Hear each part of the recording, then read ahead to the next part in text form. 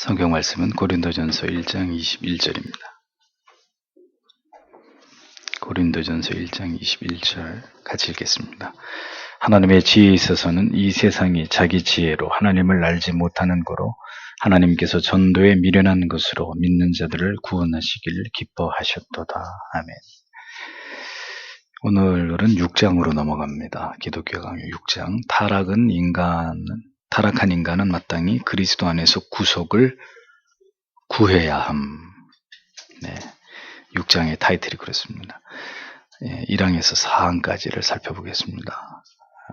1항은 타락한 인간과 그리스도로 말미암는 구원입니다. 자, 여러분들이 잘 아시는 대로 인간의 죄와 타락은 우리 안에 존재하던 하나님을 아는 모든 고상한 지식들 대부분을 파괴하고 삭제시켜 버렸습니다.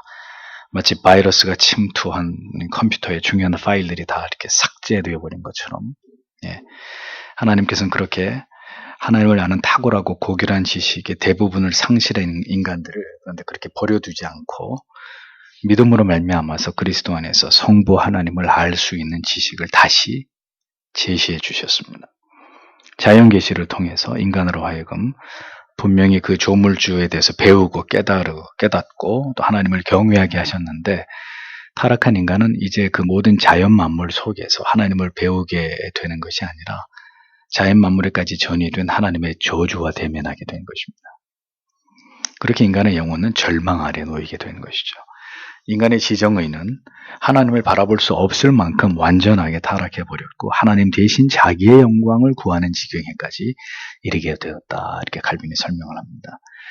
자연의 위대한 계시를 눈앞에 보고도 하나님을 인식할 수 없는 가련한 인간들을 위해서 하나님께서는 그리스도를 믿는 믿음으로 우리를 불러주셨는데, 그것이 전도라는 지극히 단순한 방도로 인간들에게 전달되기 때문에 하나님을 알지 못하는 자들은 지금도 이 위대한 복음의 도를 무시하고 업신여기고 있다는 거죠. 전도라고 하는 복음에 전달되는 수도와 수단이 입에서 입으로 하나님의 말씀을 전해서 예수를 믿고 구원을 받으십시오. 이것이 구령으로 초청하는 방법의 전부이기 때문에 그런 식의 비논리적이고 비지성적인 이런 방법으로 예수를 믿으라고 하니 세상 사람들이 그런 것들을 다 무시하고 업신여기기 마련이라는 겁니다. 십자가의 도는 영생을 바라고 소망하는 자들이 반드시 받아들여야만 되는 영원불변의 진리입니다. 한번 이렇게 들어봄직한 이런 가치가 아니라 이 진리가 오늘도 우리의 영혼에 생생하고 또렷하게 들리지 않는다면 우리는 영원한 사망 아래 놓인 자들일 뿐이라는 사실이 때때로 우리의 영혼을 존율하게 만들어요. 우리가 분명히 기억해야 될 사실은 아담 이후의 모든 죄인들은 중보자를 떠나서는 결코 하나님에 대한 지식과 구원에 이를 수 있는 능력이 존재하지 않는다는 점입니다. 요한복음 17장 3절에 영생은 곧 유일하신 참 하나님과 그가 보내신 자 예수 그리스도를 아는 것이니이다. 이렇게 명시하고 있습니다. 구원의 유일한 문이신 예수 그리스도를 통한 믿음이 우리 안에 생기기 전까지는 절대로 영생에 이를 수 없는 것이라는 거죠. 모든 인생은 죄와 타락으로 말미암아서 하나님의 진노와 영원한 형벌 아래 있는 자들일 뿐이기 때문입니다. 그러니까 세상에서 아무리 화려한 곳으로 치장을 하고 값비싼 고량진미로 배를 채우고 살아가도 또 하늘에 날아가는 새도 떨어뜨릴 만큼 대단한 위세와 권력을 가졌다 하더라도 그가 예수의 사람이 아니라면 지옥에 꺼지지 않는 불못에 던져질 자에 지나지 않다는 거죠. 예수께서는 사마리아 여인에게 하신 말씀을 통해서 모든 예배는 예수 그리스도를 바라보는 것이고 이를 제외한 모든 이방의 종교들이나 예수 이전의 율법주의는 절대로 하나님이 인정하시지 않는, 하나님을 기쁘시게 할 수도 없는 거짓된 믿음일 뿐이라고 천명하셨습니다. 그러니까 예수 그리스도만이 참된 생명이시라는 거죠. 누구도 그를 통하지 않고는 하나님을 예배할 수 없고 하나님과 화목될 수 없는 것입니다. 하늘의 유업은 하나님의 택하심을 입은 자들만의 것이고 그리스도에게 접붙여진 자들만의 것입니다. 그러므로 신자에게 가장 중요한 것은 오늘도 참된 진리의 도를 통해서 우리 자신이 그리스도에게 접붙여져 있는 자인지를 확인하는 것과 만약에 아직도 전적으로 타락하고 부패한 내 영혼이 예수 그리스도의 구주 되심을 신뢰하지 못하고 있다면 온 마음을 다해서 예수 그리스도의 구주 되신 것을 믿고 죄사함의 확신을 얻기를 진지하게 기도하는 것만이 우리의 삶의 가장 우선순위가 되어야 된다는 것을 기억해야 한다는 것입니다.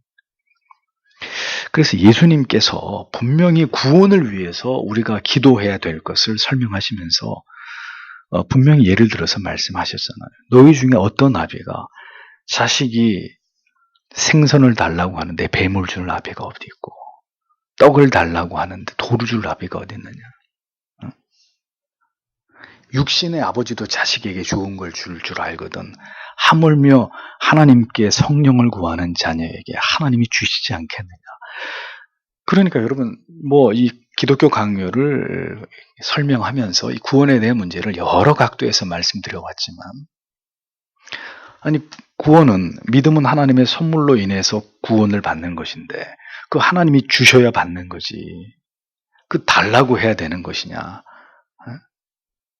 그런데도 성경은 분명히 이 구원의 문제, 오늘 이 6장의 타이틀도 그렇지만 그리스도의 구속하심에 대해서 우리가 구해야 된다는 얘기를 분명히 하고 있는 거예요. 이 구원의 문제, 내 영혼의 구원의 문제, 예수 그리스도의 십자가를 경험하는 이 문제는 내 일생일대의 가장 중요한 본질적인 가치이기 때문에 하나님이 알아서 하시겠지.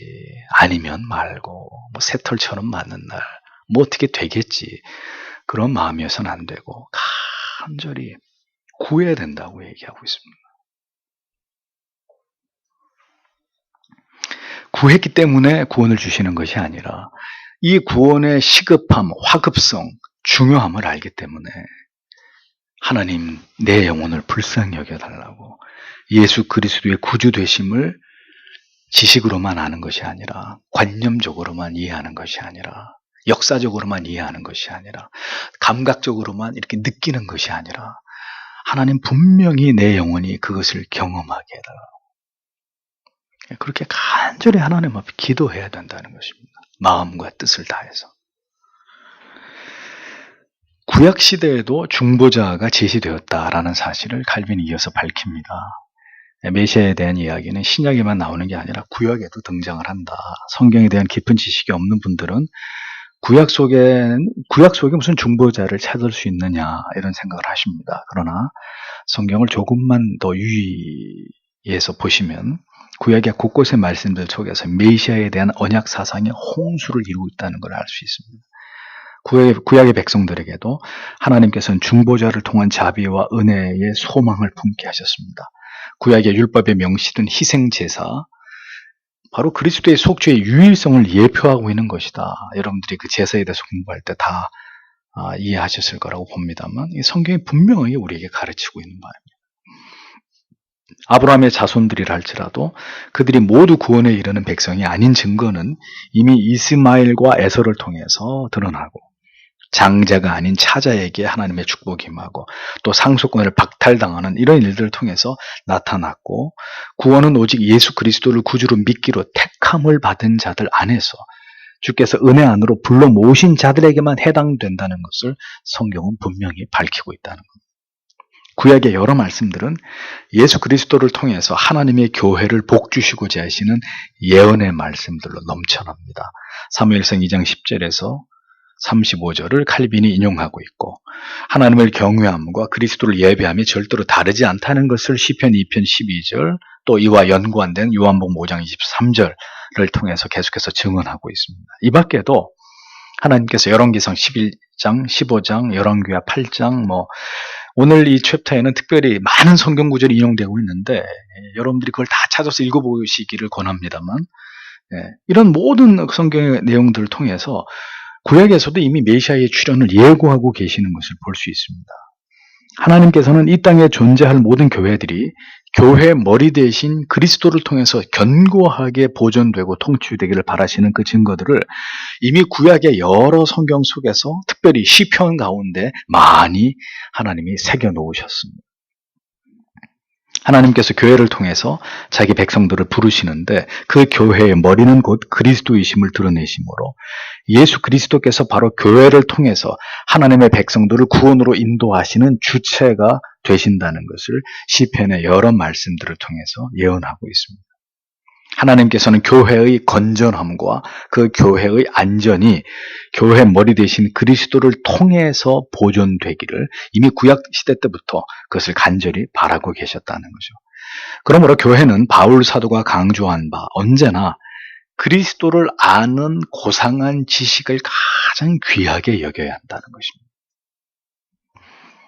우리가 하나님을 알아야 한다는 말을 자주 사용하는데 그 말의 가장 중요한 의미 가운데는 교회를 통해서 하나님을 알아가되 교회에 주신 하나님을 아는 그 모든 지식의 핵심은 바로 하나님의 아들이신 독생 성자 예수 그리스도를 아는 것이다 라는 것을 잊어서는 안 되는 거예요. 그러니까 예수 그리스도를 아는 복음은 치워버리고 나는 직통 계시를 원한다. 하나님이 직접 음성을 들려주시고 직접 계시를 하시고 하나님이 뭔가 환상을 통해서 보여주시고 잘못 가고 있는 믿음이라는 거예요. 신앙의 모든 핵심에 예수 그리스도를 아는 그 선명한 지식, 십자가의 사랑, 이것이 초점이 되지 않고 예수는 밀어내버리고 직접 하나님과 뭔가를 교통해서 뭔가를 얻어내고 뭔가를 느끼고 체험하고 뭘 받는다? 성경적인 믿음이 아니라는, 그건 하나님을 아는 올바른 방식도 아니라는 거예요. 그리스도를 통해서 하나님을 알고 하나님께로 나와 화목해 되도록 하나님께서 그렇게 구원의 모든 계획을 예수 그리스도를 중심적으로 세우셨다는 이야기를 칼빈이 분명히 강조하지 않습니까? 하나님께서는 교회를 사랑하십니다. 교회의 머리 대신 그리스도를 통해서 하나님의 자녀들을 구원으로 인도하시고 그리스도를 통해서 교회와 성도를 위로하시고 그들의 믿음을 견고하게 하십니다. 그러므로 교회는 언제나 예수 그리스도의 복음을, 그 십자가의 사랑을 드높이는 기관이 되어야 합니다. 그러면 교회는 건강하고 생명력으로 넘쳐날 수 있습니다. 그러나 교회가 그리스도를 높이지 않고 사람들을 높인다든지 아니면 시대의 타락한 정신을 지지하고 높인다면 그 교회는 반드시 영적으로 무너지게 되어 있고 영혼들은 힘을 잃어버리게 되어 있는 것입니다. 오늘도 하나님께서는 교회를 통해서 선포되는 예수 그리스도의 복음으로 하나님을 떠난 영혼들과 화해를 이루시고 화목을 도모하십니다. 그리스도를 깊이 생각하고 그 발 아래 엎드리기를 기뻐하는 자를 하나님은 반드시 구원으로 인도하신다는 겁니다. 한 사람의 영혼 가운데 그리스도에 대한 지식과 십자가의 은혜는 절대로 피상적이거나 관념적인 것에 머물러 있어서는 안 됩니다. 그러므로 교회는 언제든지 선명한 복음을 통해서 더 생생하게 예수 그리스도의 십자가를 현재적으로 경험하게 하는 일에 사활을 걸어야 되는 거죠. 교회가 가장 건전하게 존재하는 방식은 예수 그리스도의 복음을 가장 선명하게 전하고 이를 통해서 회심한 신자들이 늘어나게 될 때 그리스도의 교회는 가장 교회답게 존재할 수 있다는 것을 우리는 기억해야 합니다. 자, 이제 사망과 사항으로 넘어갑니다. 그리스도의 말로 언약과 믿음의 필수적임. 사망은 구약의 믿음과 소망은 모두 약속에 근거한다라는 사실을 밝힙니다. 성도의 위로와 교회의 구원이 약속되어 있는 곳에는 언제나 예수 그리스도에 대한 확고한 언약이 자리를 잡고 있다는 거죠. 하박국 3장 14절, 열왕기하 8장 19절, 칼빈이 이런 구절들을 예증합니다. 또 이사야 선지자는 이사야 7장 14절에서 보라 처녀가 잉태하여 아들을 낳을 것이요 그의 이름을 임마누엘이라 하리라 라는 말씀을 통해서 하나님의 약속과 맹세가 무시되는 현장에서 메시아의 도래를 통해서 언약이 반드시 성취될 것이라는 사실에 대해서 천명하고 있었습니다. 구약에서 하나님의 긍휼을 선지자들이 드러내는 방식은 다윗의 나라에 대한 선포와 결국 그 나라에서 태어나게 될 메시아의 구속과 구원을 계시하는 것이었습니다. 이사야 55장 3절에서 4절, 예레미야 23장 5절에서 6절, 에스겔 34장, 37장, 24절 26절 모두 이런 사실들에 관해서 증언하고 있다고 칼빈이 전부 다 하나님의 말씀을 예를 들어서 설명을 하고 있습니다. 이 밖에도 구약의 여러 구절들 속에서 모든 경건한 성도들의 유일한 소망은 오직 예수 그리스도뿐이었음을 암시하는 듯한 말씀들이 발견이 되죠. 구약의 많은 예언의 말씀들은 모두 이렇게 메시아를 바라고 고대하고 소망하는 것으로 귀결이 되고 있다라는 겁니다. 그러므로 우리는 구약 속에서도 메시아에 대한 예언과 약속들을 보면서 교회와 성도의 영원한 소망은 오직 예수뿐이다라는 진리를 분명히 깨달아야 되는 것입니다. 그래서 구약 속에 감춰져 있는 메시아를 이렇게 찾는 재미가 구약 말씀을 묵상하는 가운데 우리에게 있어야 되는 거죠. 그래서 여러분, 구약과 신약을 간단하게 설명하기를, 구약은 오실 메시아에 대한 약속이고 신약은 오신 메시아와 앞으로 재림하실 메시아에 대한 언약이다, 이렇게 보는 거지 않습니까? 네 번째, 그리스도를 믿는 믿음이 하나님을 믿는 믿음의 필수적인 중요한 부분입니다. 그리스도를 믿는 믿음이 하나님을 믿는 믿음의 필수적이다. 그러니까 그리스도를 믿는 믿음과 하나님을 믿는 믿음이 어떤 상관관계가 있는지를 설명합니다. 하나님께서는 이스라엘 백성들이 이러한 구약의 모든 예언들을 통해서 예수 그리스도가 메시아이심을 깨달아서 그를 믿음으로 구원에 이르기를 원하셨습니다. 하나님께서는 구약의 말씀 속에서 분명하게 그리스도를 통해서 교회의 구원자로 하나님이 그리스도를 세우실 것과 예수께서 택하신 자들을 취하셔서 그들에게 값없이 주신 은혜로 언약을 든든히 세울 것임을 드러내셨습니다. 예수 그리스도께서도 직접 말씀하시기를 요한복음 14장 1절에서 하나님을 믿으니 또 나를 믿으라고 분명히 말씀했죠. 그러니까 칼빈은 이 말씀을 주석하면서 믿음은 중보자 되시는 예수 그리스도를 통해서 완전하고 견고해지지 않는다면 결코 올바로 서지 못하고 소멸되고 말게 되며 중보자 없이는 결코 인간의 힘으로 하나님께 나아갈 수 없다고 딱 잘라서 이야기를 합니다. 요즘에 뭐 이렇게 패싱이란 말이 유행해요. 뭐 코리아 패싱 뭐. 예수 그리스도를 패싱하는 신앙은 없습니다. 언제든 우리의 신앙의 그 모든 것 속에 예수 그리스도를 아는 지식, 그리스도의 십자가, 이것이 언제나 우리의 신앙의 핵심이고 기초이고 정중앙에 있어야 되는 것이지, 예수 그리스도를 밀어내고 하나님을 신앙하는 그런 믿음은 존재하지 않습니다. 존재할 수도 없습니다. 그러니까 예수 그리스도에 대한 지식과 확고한 경험이 부재하니까 신앙이 자꾸 희미해져 가고, 그 신앙이 자꾸 회의가 생기고, 이게 불안해지고 흔들리고 이런 일들이 벌어지는 거예요. 혼란에 빠지게 되고. 그리스도에 대한 신앙이 피상적이기 때문에. 그리스도를 가리켜 보이지 아니하는 하나님의 형상이라고 골로새 1장 15절이 묘사하는 것은 하나님께서는 그리스도 안에서만 우리를 대면하심으로 우리가 구원받은 하나님의 자녀임을 확신하게 하신 것이라고 칼빈이 설명을 하죠.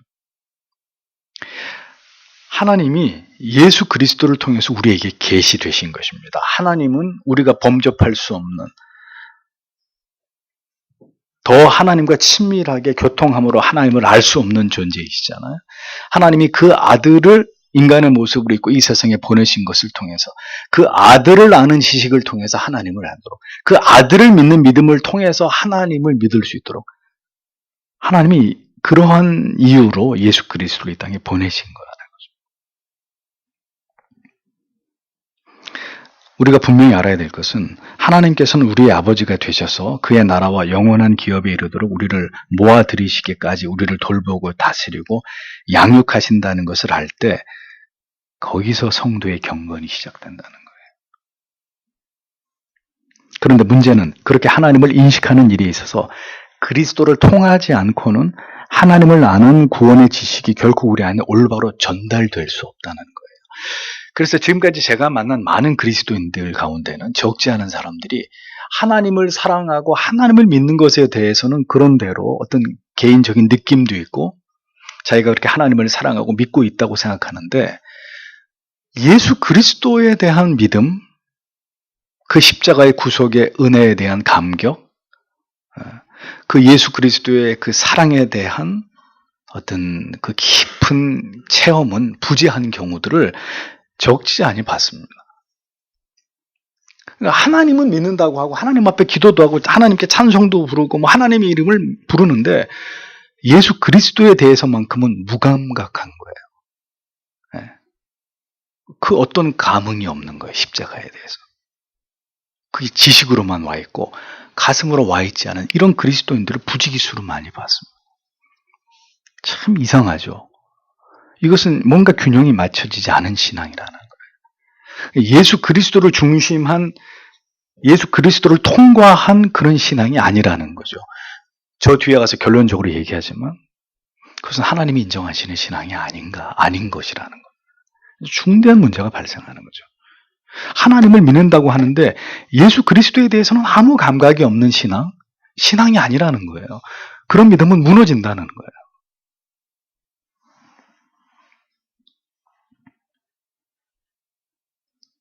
하나님께서는 만세 전부터 예수 그리스도를 통해서 택자들을 부르시고 믿어 구원에 이르게 하셨습니다. 그 누구도 예수 그리스도를 아는 지식을 통하지 않고 하나님을 안다고 하거나 하나님의 베풀어 주신 구원의 은혜를 이해한다고 말할 수 없는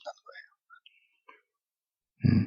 많은 사람들이 교회를 다니면서 혼란, 회의, 의심에 빠지게 되는 이유는 하나님을 믿고 있다고 여기지만 의외로 예수 그리스도의 십자가의 구속의 은혜와 사랑에 대해서는 그 믿음과 지식이 수박 겉핥기식인 피상적인 이런 경우가 적지 않기 때문입니다.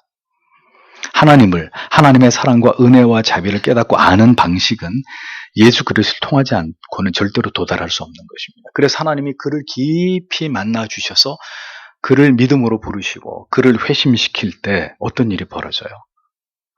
첫째는 하나님 앞에서 자신이 머리끝부터 발끝까지 총체적인 죄인이라는 걸 깨닫고 동시에 이런 나 같은 죄인을 위해서 예수께서 십자가에서 자기 몸을 버리셨다는 사실에 대해서 정말 견딜 수 없는 그 슬픔과 복받치는 오열을 하게 되는 거잖아요. 그 예수가 나 같은 죄인을 위해서 자기를 버려주셨다는 사실 앞에서 견딜 수 없는 그런 어떤 그 자신의 죄인임에 대한 어떤 그 자책과 그 그리스도의 사랑에 대한 감격과 감동이 그 사람의 영혼을 완전히 이렇게 관통하고 지나가 버리는 거죠. 그 사람이 구원받은 사람이라는 거예요. 그 사람이 회심한 중생한 하나님의 사람이라는 거죠.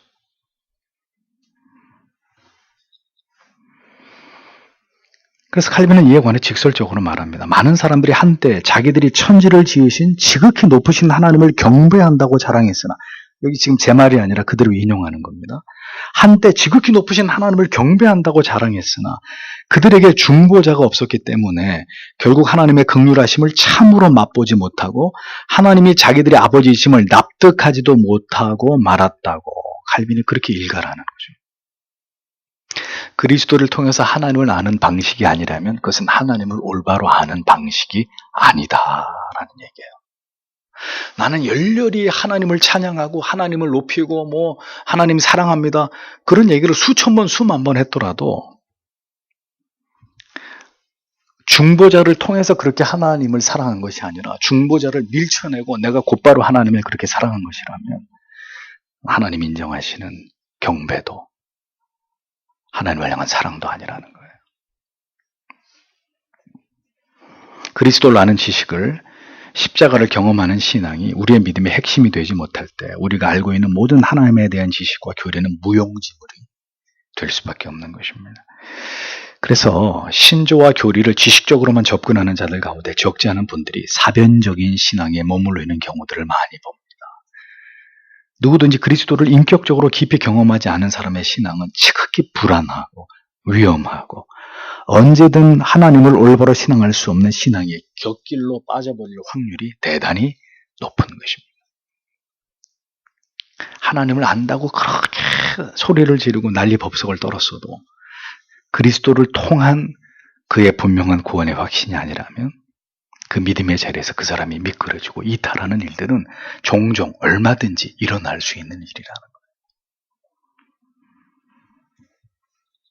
그리스도를 경험하지 않은 많은 사람들 오늘도 전혀 이해할 수 없는 이유로 믿음의 자리를 떠나거나 교회를 떠나거나 배도하는 일들을 우리는 어렵지 않게 봅니다.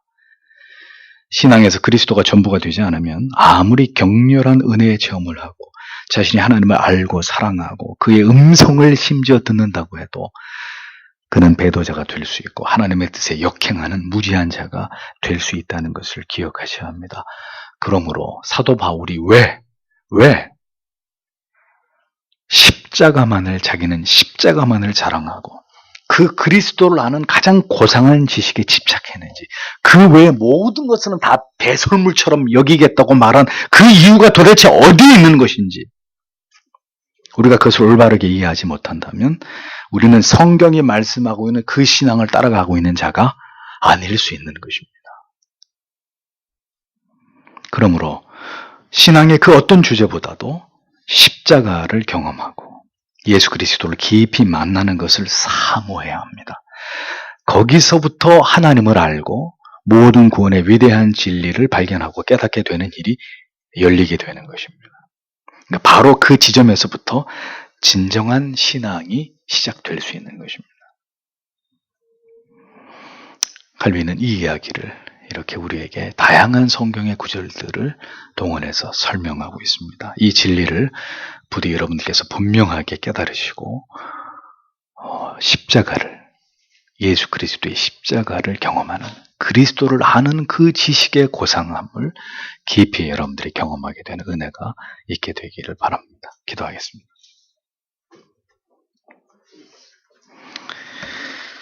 오늘도 우리